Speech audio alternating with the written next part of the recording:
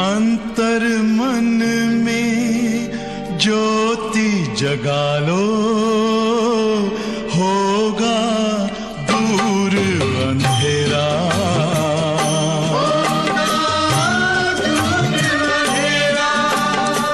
शिव का कर लो ध्यान, आ रहा पावन पुण्य सवेरा।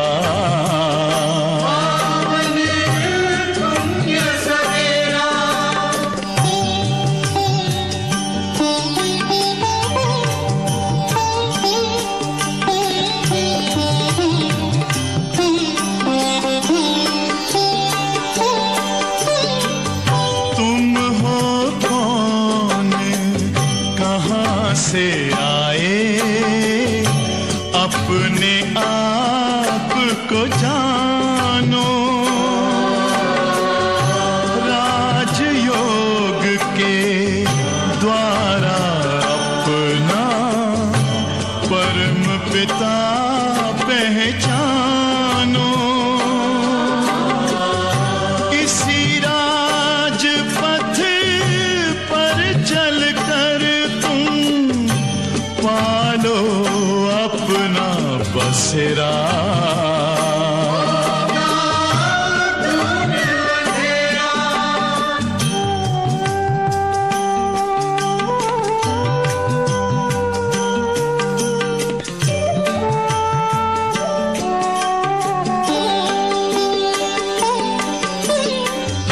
तुम हो आत्मा तन से न्यारे, परमात्मा को प्यारे।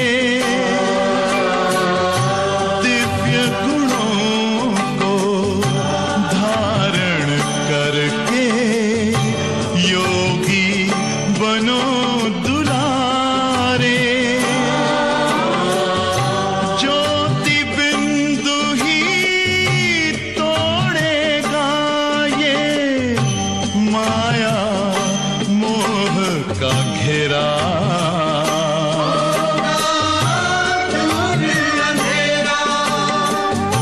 अंतर मन में ज्योति जगा लो, होगा दूर अंधेरा।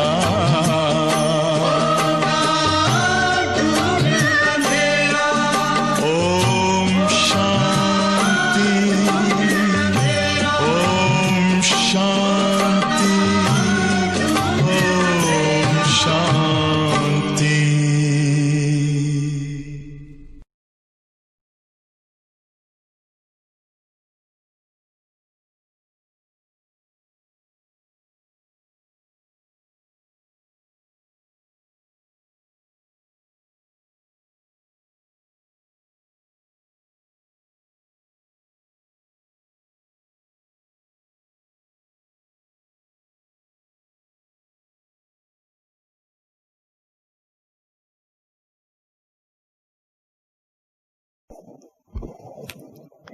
ओम शांति। मुरली की तारीख है 24/1/2021। आज रविवार है। अव्यक्त बाप दादा के महावाक्य सुनेंगे और 87 के बाबा के महावाक्य रिवाइज करते हम सब जानते हैं।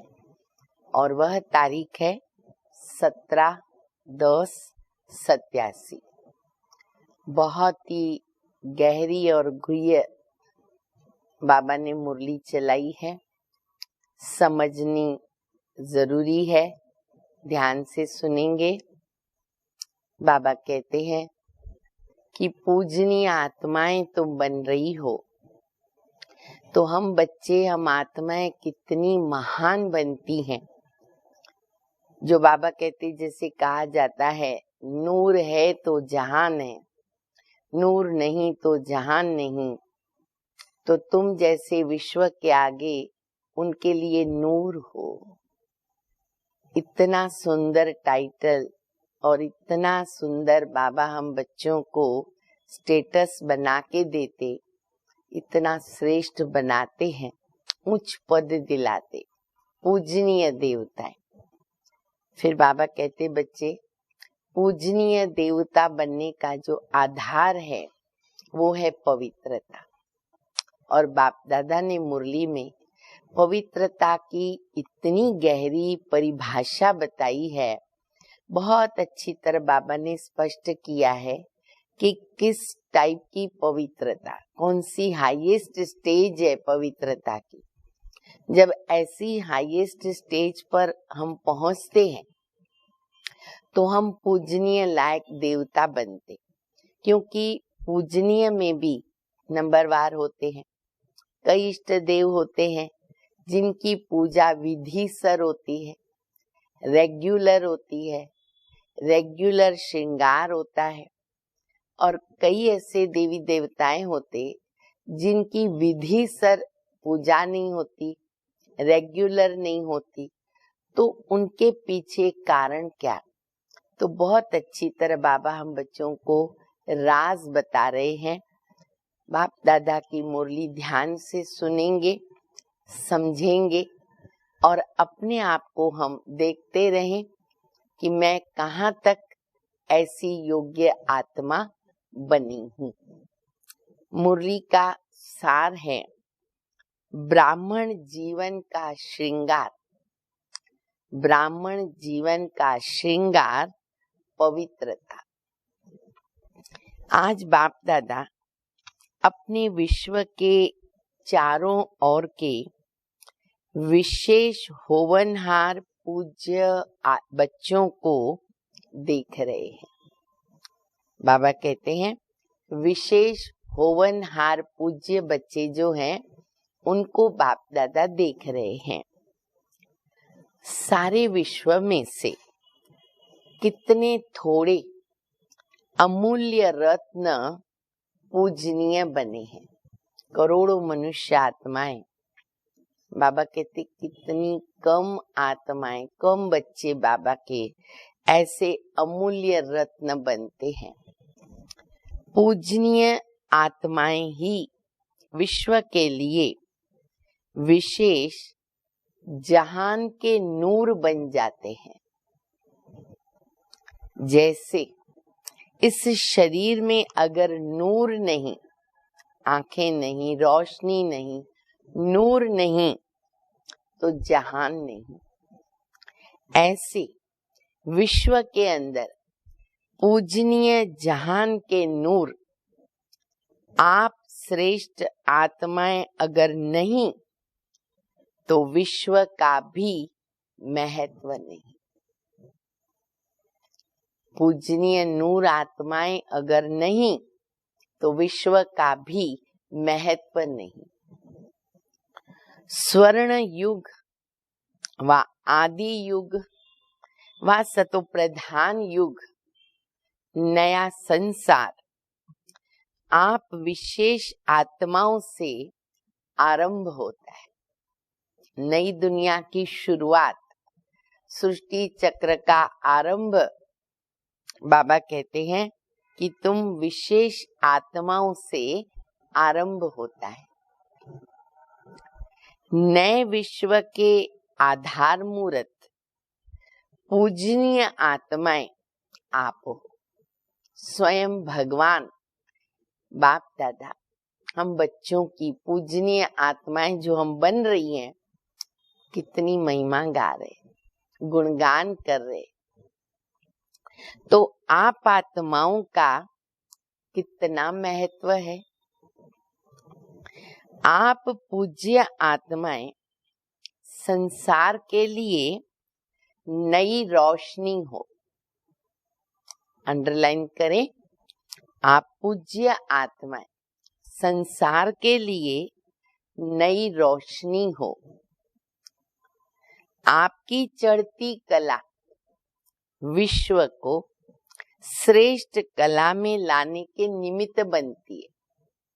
बाबा ने कहा कि आधार मूर्त हो। तो बाप दादा कहते कि जैसे ही तुम बच्चों की चढ़ती कला होती है तो हमारी चढ़ती कला विश्व को श्रेष्ठ लाने में निमित्त बनती है। और फिर आप गिरती कला में आते हो तो संसार की भी गिरती कला होती है।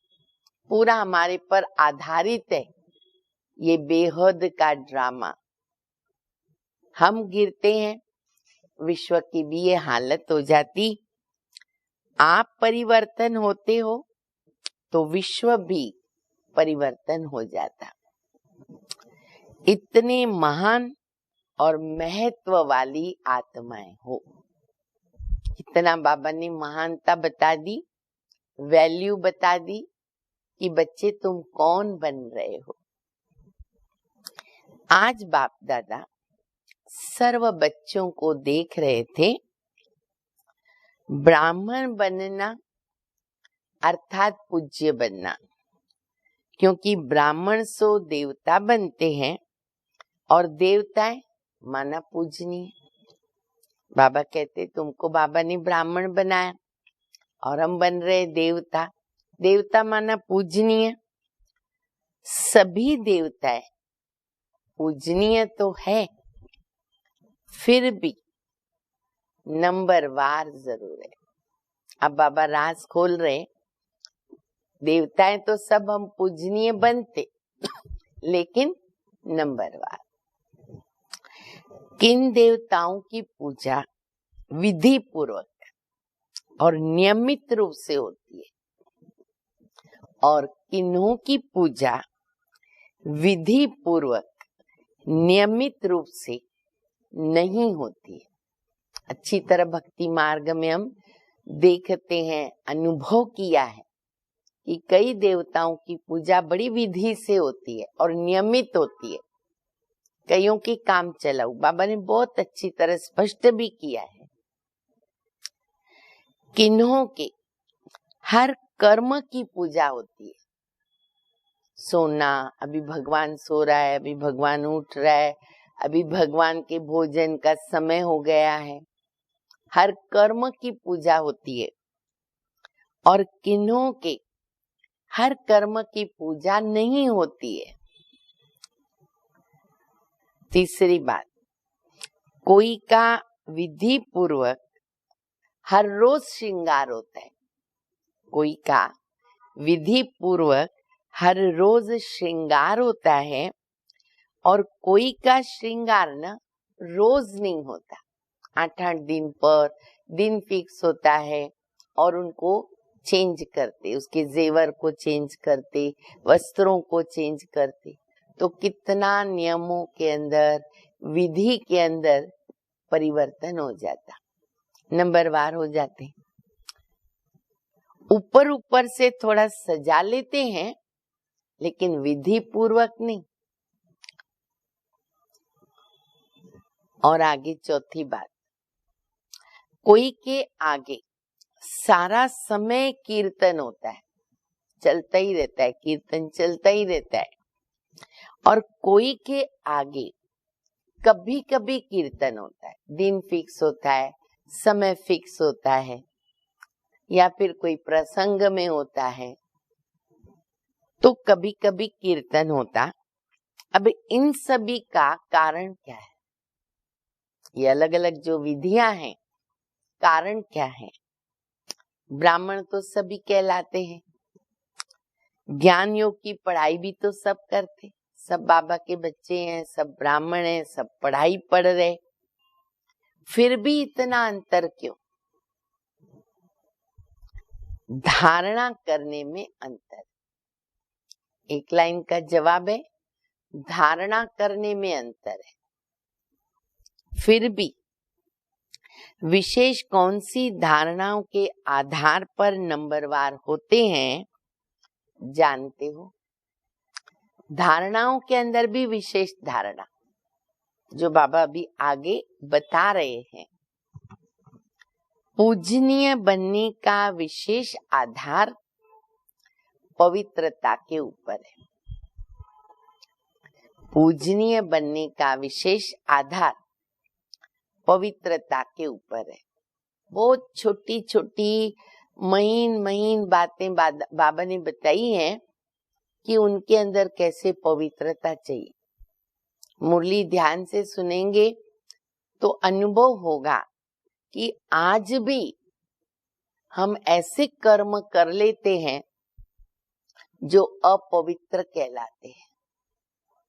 देखो सुनो सभी, जितना सर्व प्रकार की पवित्रता को अपनाते हैं उतना सर्व प्रकार के पूजनीय बनते हैं, और जो निरंतर विधि पूर्वक आदि अनादि विशेष गुण के रूप से पवित्रता को सहज अपनाते हैं तो वो विधि पूर्वक पूज्य बनते।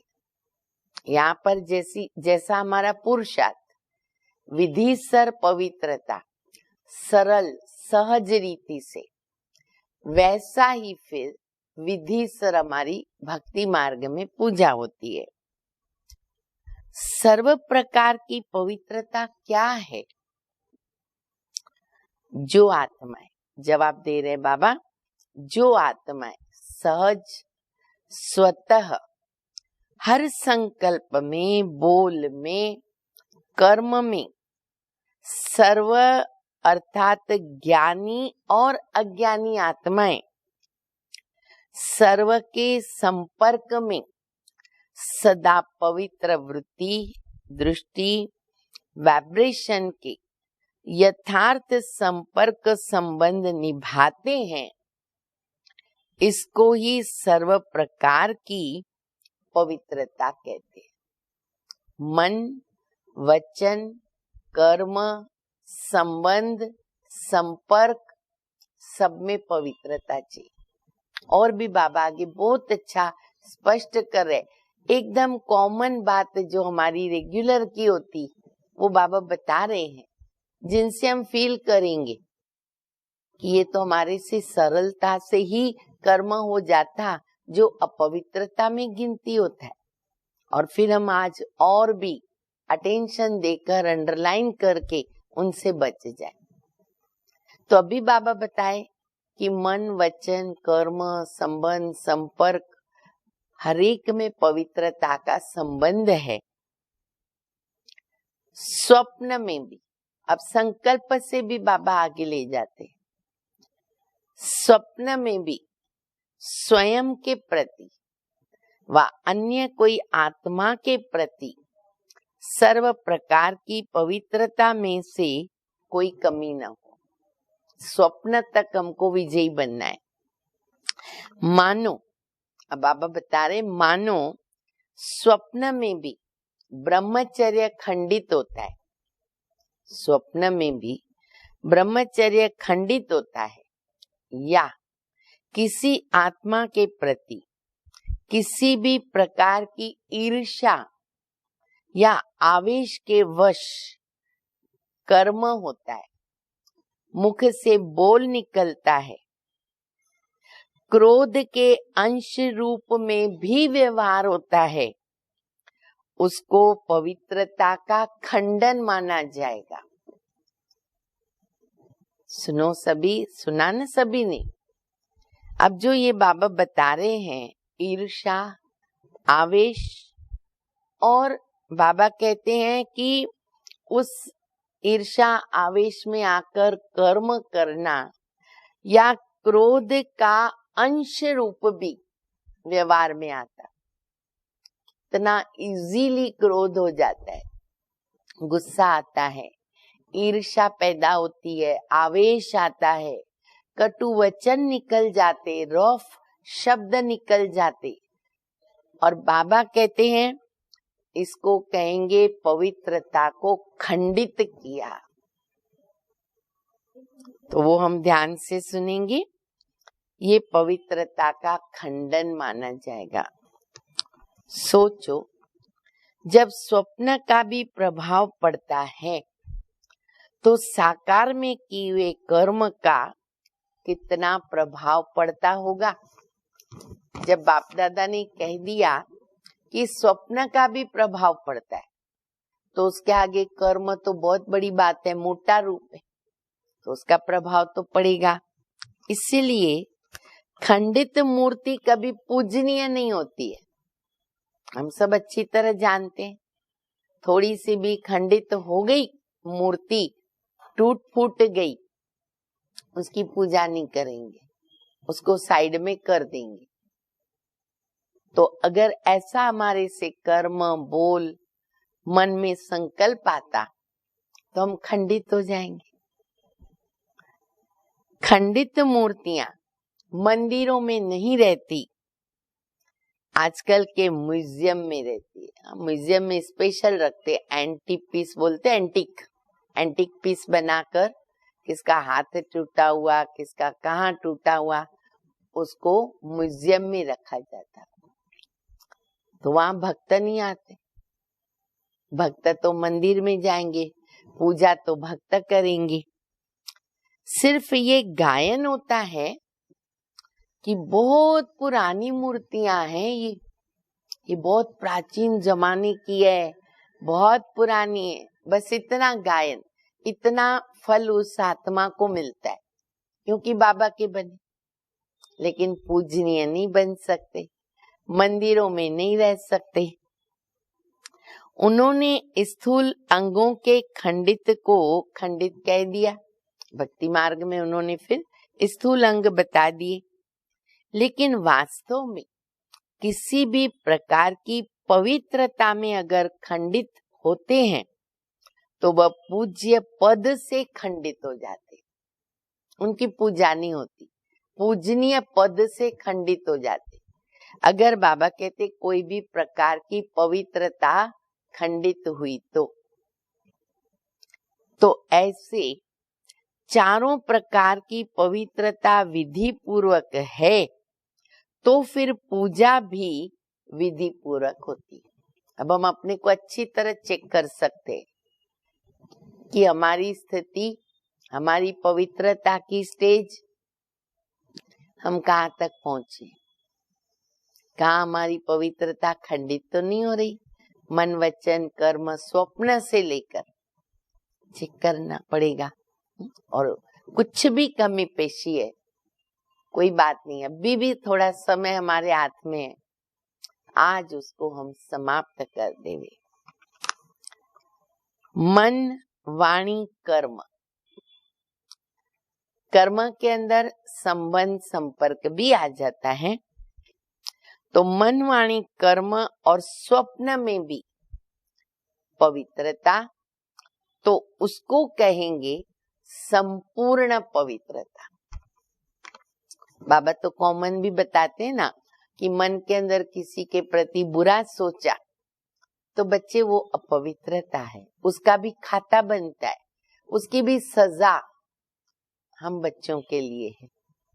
इसलिए मन भी पवित्र, और वो ही मन मनसा सेवा कर सकता है और उसको सफलता प्राप्त होती है। तो बाबा कहते हैं इसको कहेंगे संपूर्ण पवित्रता, मनसा, वाचा, कर्मणा, स्वप्न से लेकर। कई बच्चे अलबेलेपन में आने के कारण, कैसे हम कॉमन व्यवहार करते हैं, क्या भूल करते हैं, बाप दादा बता रहे कि कई बच्चे अलबेलेपन में आने के कारण, चाहे बड़ों को चाहे छोटों को, इस बात में चलाने की कोशिश करते हैं। देखो सब अच्छी तरह सुनो, ये बहुत कॉमन बात है जो कॉमन बच्चों से हो जाती है, तो अंडरलाइन करना पड़ेगा। इस बात में चलाने की कोशिश करते कि मेरा भाव बहुत अच्छा है, लेकिन बोल निकल गया। ये मेरा भाव नहीं था, भाव मेरा बहुत अच्छा था, लेकिन शब्द, बोल मुख से निकल गए। या मेरा कोई ये लक्ष्य नहीं था, ये मेरी एम नहीं थी, लेकिन हो गया। लेकिन क्या हुआ? हो गया। या तीसरा कारण क्या देते बच्चे? हंसी मजाक में कह दिया अथवा कर लिया। नहीं तो मैंने यूं ही हंसी मजाक में बोल दिया। कोई भी कारण बाबा कहते नहीं चलेगा। तो बाबा ने 3 बातें बताई। भाव नहीं था, मुख से निकल गया, मेरा कोई बोलने का ऐसा लक्ष्य नहीं था, एम नहीं था, पर हो गया। या फिर तीसरी बात हंसी मजाक में कह दिया, तो ये भी चलाना हुआ। इसीलिए पूजा भी उनकी कैसी होगी, चलाने जैसी। कई बार भक्ति में कईयों की ना चलाने वाली पूजा होती है, काम चलाओ। ये अलबेलापन संपूर्ण पूज्य स्थिति को नंबरवार में लेके जाता है। ये भी अपवित्रता के खाते में जमा होता है। सुनाया ना, पूज्य पवित्र आत्माओं की निशानी यही है कि उनकी चारों प्रकार की पवित्रता स्वाभाविक, सहज और सदा होगी। जो ऊपर बाबा ने 4 बातें बताई, तो बाबा कहते हैं कि वो बड़ी स्वाभाविक, सहज और सरल होगी। उनको सोचना नहीं पड़ेगा, लेकिन पवित्रता की धारणा स्वतः ही यथार्थ संकल्प होगा, यथार्थ बोल और यथार्थ कर्म और स्वप्न लाती है। ऑटोमेटिक बनेगा, क्योंकि संस्कार बन गया। जैसा संस्कार होता है नेचुरल हो जाता। यथार्थ अर्थात एक तो युक्ति युक्त, दूसरा यथार्थ अर्थात हर संकल्प में अर्थ होगा, बिना अर्थ के नहीं होगा। ऐसे नहीं कि बस ऐसे ही बोल दिया, निकल गया, कर लिया, हो गया। अब ये नहीं चलेगा, अब तो बाकी भी समय कम बचा। तो बाबा कहते हैं ऐसे नहीं कि बोल दिया, निकल गया मुख से, हमने कर लिया, हो गया। ऐसी पवित्र आत्मा सदा हर कर्म में अर्थात दिनचर्या में यथार्थ युक्ति युक्त रहती है। इसलिए पूजा भी उनकी हर कर्म की होती है, अर्थात पूरे दिनचर्या की होती। अच्छे अच्छे बड़े बड़े मंदिर में जाओ, एक्यूरेट समय पर दरवाजा बंद होगा, खुलेगा, टाइम बने हुए हैं। तो उनकी पूजा भी हर कर्म की होती, दिनचर्या बनी हुई रहती है। उठने से लेकर सोने तक भिन्न भिन्न कर्म के दर्शन होते हैं। अगर ब्राह्मण जीवन में बनी हुई दिनचर्या प्रमाण कोई भी कर्म यथार्थ व निरंतर नहीं करते हैं, तो उनके अंतर के कारण उनमें पूजा में भी अंतर पड़ेगा। हिसाब ही हिसाब है ना। बाबा कहते यहाँ पर अगर दिनचर्या में हम एक्यूरेट नहीं चले, थोड़ा उसके अंदर गड़बड़ हो गई, मनमत से चलते रहे, तो फिर क्या होगा, हमारी पूजा में भी ऐसे चलता रहेगा। अभी देखो बाबा मिसाल भी बताते कि मानो कोई अमृत वेले उठने की दिनचर्या में विधि पूर्वक नहीं चलते, कभी उठे कभी नहीं उठे, योग लगा नहीं लगा, तो पूजा में क्या होगा।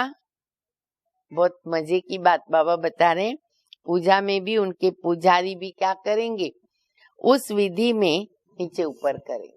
कभी टाइम पे जाके पूजा किया, कभी नहीं किया, कभी कैसे किया, पुजारी भी हमारे क्या करेंगे, ऊपर नीचे करते रहेंगे। अर्थात पुजारी भी समय पे उठ के पूजा नहीं करेगा। हमने अमृत वेला मिस किया, हमारे भक्त भी गड़बड़ करेंगे। समय पे उठ के वो पुजारी पूजा नहीं करेगा, जब आया तब कर लेगा, जब उठा तब कर लेगा।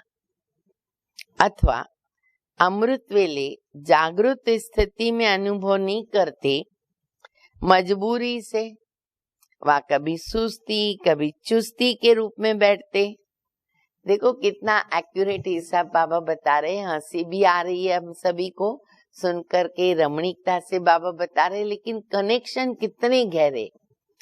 तो बाबा कहते हैं कि अगर अमृत वेला कभी हम अच्छे योग में बैठे, कभी जबरदस्ती मजबूरी, बाबा क्या करें, नींद आ रही है लेकिन नहीं उठेंगे तो फिर नुकसान हो जाएगा, मजबूरी से बैठ गए, और कभी बाबा कहते सुस्ती आई कभी चुस्ती आई, ये सब अगर चलता रहेगा तो पुजारी भी हमारा क्या करेगा। तो बाबा कहते पुजारी भी मजबूरी से या सुस्ती से पूजा करेंगे, विधि पूर्वक पूजा नहीं करेंगे। बोलो क्या मंजूर है, कैसी पूजा चाहते हो खुद के लिए, विधि पूर्वक चाहिए, नियमित चाहिए, हर कर्म की चाहिए, तो यहाँ भी पुरुषार्थ ऐसा एक्यूरेट करना पड़ेगा। स्वप्न मन बोल कर्म में पवित्रता। तो ऐसे हर दिनचर्या के कर्म का प्रभाव पूजनीय बनने में पड़ता है। विधि पूर्वक न चलना, कोई भी दिनचर्या में ऊपर नीचे होना, ये भी अपवित्रता की अंश में गिनती होता है। अमृत वेले से लेकर जो बाबा ने श्रीमत दी है पूरे दिनचर्या की सोने तक, अगर हम उसके अंदर कोई भी नियम का भंग करते हैं तो वो अपवित्रता में गिनती होता, क्योंकि आलस्य और अलबेलापन भी तो विकार है ना।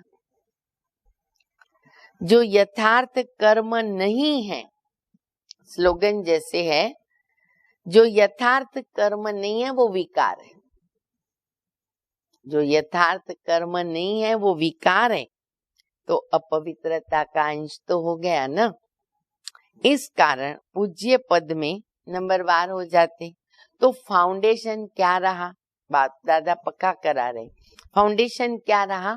पवित्रता। पवित्रता की धारणा बहुत महीन है। पवित्रता के आधार पर कर्म की विधि और गति का आधार है। पवित्रता के आधार पर ही कर्म की विधि और गति का आधार है। पवित्रता सिर्फ मोटी बात नहीं।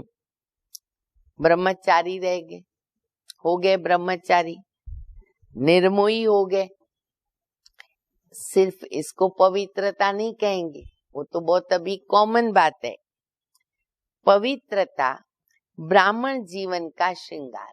ये दूसरी कहावत बोलो, अनमोल महावाक्य बोलो, पवित्रता ब्राह्मण जीवन का श्रृंगार है। तो हर समय पवित्रता के श्रृंगार की अनुभूति चेहरे से, चलन से औरों को दिखनी चाहिए। पवित्रता की अनुभूति हम बच्चों के चेहरे से, चलन से दिखनी चाहिए। दृष्टि में, मुख में, हाथों में, पाँव में, सब अंग बता दिए। दृष्टि में, मुख में, हाथों में, पाँव में सदा पवित्रता का श्रृंगार प्रत्यक्ष दिखना चाहिए, जैसे वो श्रृंगार दिखता है। कोई भी चेहरे तरफ देखो तो फीचर्स से उन्हें पवित्रता का अनुभव होना चाहिए। कोई भी व्यक्ति हमें देखे, हमारे फीचर्स से उनको प्यूरिटी का एक्सपीरियंस हो। जैसे और प्रकार के फीचर्स वर्णन करते हैं ना, वैसे ये वर्णन करे कि इनके फीचर्स से पवित्रता दिखती है। कॉमन भी कुछ दिखता है तो वर्णन होता है। नैनों में पवित्रता की झलक, नैनों में पवित्रता की झलक, मुख पर पवित्रता की मुस्कुराहट, और कोई बात उनको नजर ना आए। वो तब होगी जब हमारा मन शुद्ध पवित्र होगा, ऑटोमेटिक चेहरे पे आएगा। इसको कहते पवित्रता के श्रृंगार से श्रृंगारी हुई मूरत। समझा? पवित्रता की तो और भी बहुत गुह्यता है। देखो आज बाबा ने कितनी बताई। बाबा कहते और भी बड़ी गुह्यता है पवित्रता की, फिर सुनाते रहेंगे। जैसे कर्मों की गति गहन है, पवित्रता की परिभाषा भी बड़ी गुह्य है। जैसे कर्मों की गति गुह्य है, पवित्रता की परिभाषा बड़ी गुह्य है, और पवित्रता ही फाउंडेशन है। उसके ऊपर अंडरलाइन करते ही रहना है, करते रहना है, और ऐसी स्थिति को पाना है। अच्छा, आज गुजरात आया है। गुजरात वाले सदा हल्के बनकर नाचते हैं, गाते हैं, चाहे शरीर में कितने भी भारी हो, लेकिन हल्के बन के नाचते। गरबा शुरू हुआ तो मोटे पतले सब नाचते हैं। गुजरात की विशेषता है सदा हल्का रहना, सदा खुशी में नाचते रहना और बाप के और अपने प्राप्तियों के गीत गाते रहना। बचपन से ही नाचते गाते। अच्छे बच्चे, छोटे छोटे बच्चे होते 2-2 बरस की गरबा करने लगते हैं। ब्राह्मण जीवन में क्या करते हो? ब्राह्मण जीवन अर्थात मौजों की जीवन। गरबा रास करते हो तो मौज में आ जाते हो ना। अगर मौज में ना आए तो फिर ज्यादा नहीं कर सकेंगे। मौज मस्ती में क्या होता है, थकावट मालूम ही नहीं पड़ती, करते रहेंगे, अथक बन जाते हैं। तो ब्राह्मण जीवन अर्थात सदा मौज में रहने की जीवन, वो है स्थूल मौज। और ब्राह्मण जीवन की है मन की मौज। ये मौज कहाँ तक है, कैसी है? सदा मन मौज में नाचता रहे, गाता रहे। हमारा मन मौज में नाचता रहे, गाता रहे। वह लोग हल्के बनकर नाचने गाने के अभ्यासी हैं, तो उन्हों को ब्राह्मण जीवन में भी डबल लाइट बनने में मुश्किल नहीं होती। तो गुजरात अर्थात सदा हल्के रहने के अभ्यासी कहो या वरदानी कहो, तो सारे गुजरात को वरदान मिल गया डबल लाइट, तन और मन से डबल लाइट। मुरली द्वारा भी वरदान मिलते हैं ना, सुनाया ना। आपकी इस दुनिया में यथाशक्ति यथा समय होता है। यथा और तथा ये यहाँ चलता है, वतन में नहीं। यथा तथा, और वतन में यथा तथा की भाषा ही नहीं होती। कब भी जाओ, कितना समय भी जाओ, कितना समय भी बाबा के पास बैठे रहो। यहाँ दिन भी तो रात भी देखनी पड़ती, और वतन में न दिन न रात, न सूर्य उदय होता, न चंद्रमा होता, दोनों से परे। आना तो वहां है ना, जाना तो वही है। बच्चों ने रूहियान में कहा ना कि कब तक। बाप दादा कहते हैं कि आप सभी कहो तो हम तैयार हैं, अभी भी तैयार हैं। बच्चे पूछते बाप दादा को कब तक। बाप दादा कहते हैं आप अभी कहो, हम तैयार हैं, अभी कर लेंगे। फिर कब का सवाल तो होगा ही नहीं। कब, ये जो शब्द है कब, वो तब तक है जब तक सारी माला तैयार नहीं हुई है। अभी नाम निकालने बैठते हो तो 108 में भी सोचते हो कि ये नाम डालें कि नहीं डालें। हमारी तैयारी होनी चाहिए। अभी 108 की माला में तो सब 108 की माला में भी सब वही 108 नाम बोले, लेकिन नहीं होता, फर्क हो जाता है। बाप दादा तो अभी घड़ी ताली बजाएगा तो ठकाठक शुरू हो जाएगी, देरी नहीं लगेगी, 1 सेकंड भी नहीं। एक तरफ प्रकृति, एक तरफ व्यक्तियां, देरी क्या लगेगी, ताली बजाने की देर है। लेकिन बाप का सभी बच्चों से स्नेह है ना, हाथ पकड़ेंगे तब तो साथ में चलेंगे ना। हाथ में हाथ मिलाना माना बाप समान बनना। आप कहेंगे सभी समान अथवा सभी तो नंबर 1 बनेंगे नहीं, लेकिन नंबर 1 के पीछे नंबर 2 भी तो होगा। अच्छा, बाप समान समझो नहीं बने, कंप्लीट नहीं बने, लेकिन नंबर 1 दाना जो होगा वो तो समान होगा। तीसरा 2 के समान होगा, चौथा 3 के समान होगा। स्कूल में भी ऐसे नंबर आते हैं, ऐसे तो समान बने नंबरवार। भाई कोई ने 100% मार्क्स लिया, कोई ने 98, कोई ने 96, ऐसा तो चाहिए, ऐसे तो समान बने। तो 1-2 के समीप होते होते क्या होगा, माला तैयार हो जाएगी। ऐसी स्टेज तक पहुंचना माना समान बनना। 108 दाना 107 से तो मिलेगा, 108वां दाना 107 से तो मिलेगा। उन जैसी विशेषता भी अगर आ जाए तो माला तैयार हो जाए। नंबरवार तो होना ही है, समझा? बाप तो कहते अभी कोई है गारंटी करने वाला कि हाँ सब तैयार हैं? बाप दादा को तो 1 सेकंड लगेगा। दृश्य दिखाते थे ना कि ताली बजाई और परियां आ गई। बाबा तो जादूगर है।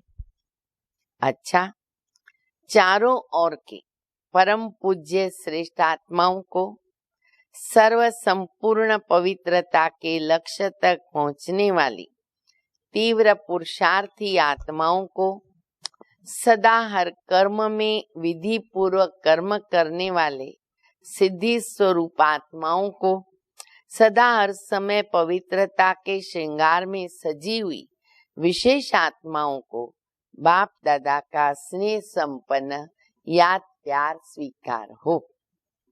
हम रूहानी बच्चों की रूहानी बाप को, माता पिता बाप दादा को याद प्यार, गुड मॉर्निंग और नमस्ते। बहुत गहरी मुरली है, गुह्य है। पवित्रता की परिभाषा बाबा ने बता दी। अब हम सब अपने को देखेंगे और कहाँ भी अपवित्रता का अंश रहा हुआ है उसको आज हम खत्म करेंगे। ठीक है? अच्छा, मुरली का वरदान है, कर्म द्वारा गुणों का दान करने वाले डबल लाइट फरिश्ता भव। कर्म द्वारा गुणों का दान करने वाले डबल लाइट फरिश्ता भव। जो बच्चे कर्मणा द्वारा गुणों का दान करते हैं उनकी चलन और चेहरा दोनों फरिश्ते की तरह दिखाई देते हैं। वे डबल लाइट अर्थात प्रकाशमय और हल्केपन की अनुभूति करते हैं। उन्हें कोई भी बोझ महसूस नहीं होता। हर कर्म में मदद की महसूसता होती, बोझ महसूस नहीं होता है। हल्कापन और बाबा की मदद मिल रही है, जैसे कोई शक्ति हमको चला रही है। हर कर्म के द्वारा महादानी बनने के कारण उन्हें सर्व की आशीर्वाद या सर्व के वरदानों की प्राप्ति का अनुभव होता है। तो कर्म से क्या करना है? गुणों का दान करना है। स्लोगन है, सेवा में सफलता का सितारा बनो, कमजोर नहीं। सितारा बनना है, पर कौन सा? सफलता का सितारा। अच्छा, ओम शांति।